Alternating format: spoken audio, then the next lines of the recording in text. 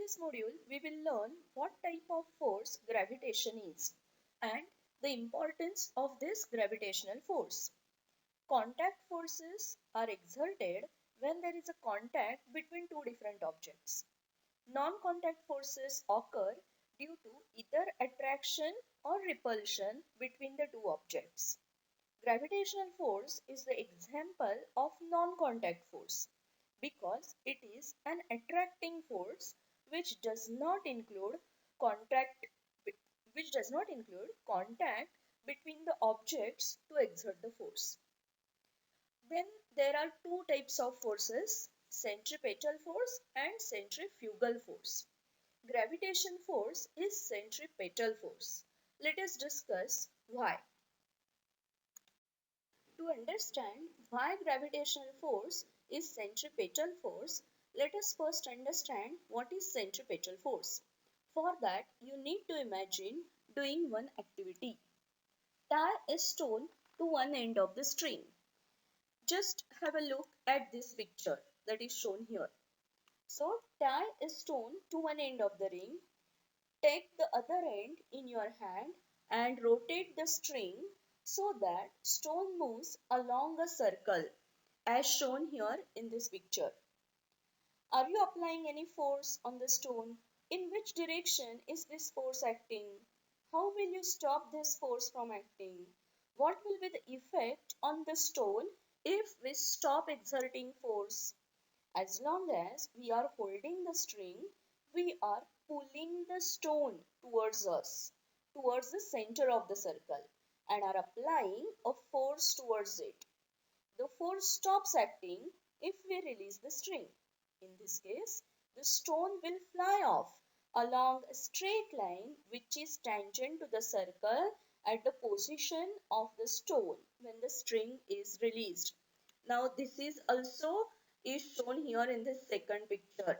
They have shown the direction of motion of the stone if the string is released, and the direction of motion of the stone is tangential. Can you see this tangential direction to this circular path?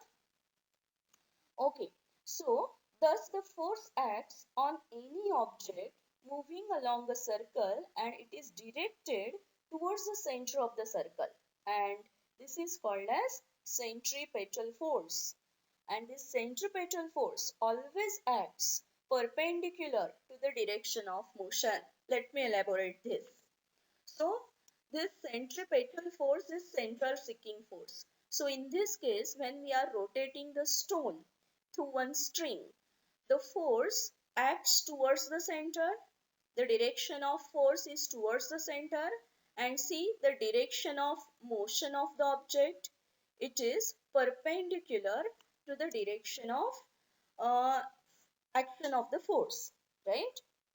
So, this activity can be compared with motion of the moon around the earth. There must be a force acting on the moon which is exerted by the earth, which attracts the moon towards the earth. Similarly, sun must be attracting planets including earth towards itself. This force is nothing but gravitational force. That the gravitational force, which is a centripetal force, which is center seeking force, which acts towards the center of the earth. In this particular picture here they have shown motion of the moon around the earth. So this motion of the moon around the earth is possible because of gravitational force exerted by the earth on the moon, right? So the direction of the force is towards the earth, towards the center of the earth, and see the direction of motion of the moon. It is tangential to this circular path, right? And see the angle between direction of force and direction of motion of the object. Object means moon here. That is right angles towards to each other, right? So obviously this is centripetal force. Why gravitational force is centripetal force? Because it acts always towards the center of the object. Now have a look at the fourth diagram shown here.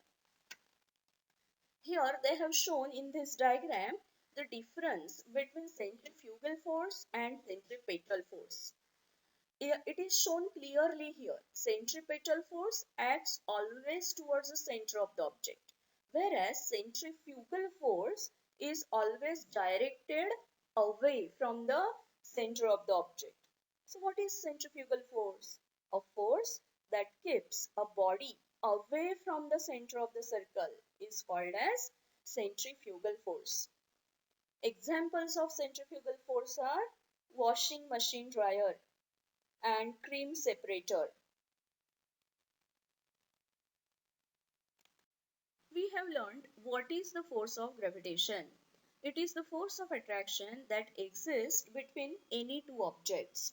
Newton used this theory of gravitation to give first satisfactory explanation to many natural phenomena. Like, let us discuss those phenomena. Since the masses of the sun and the earth are very large, they exert very large force on one another. It is the gravitational force between the sun and the earth which keeps the earth in uniform circular motion around the sun. Similarly, gravitational force between the earth and the moon makes the moon revolve at uniform speed around the earth. Thus, the gravitational force is responsible for the existence of our solar system.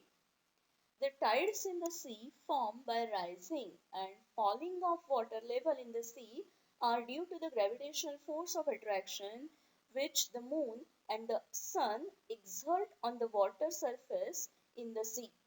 Don't forget to watch one video posted along with this presentation that explains you how the tides are formed due to gravitational force exerted by sun and the moon on the water bodies on the surface of the earth. We are able to stay put on the surface of the earth due to gravitational force exerted by the earth on us. Otherwise, in absence of gravity, we would have been hanging somewhere, right?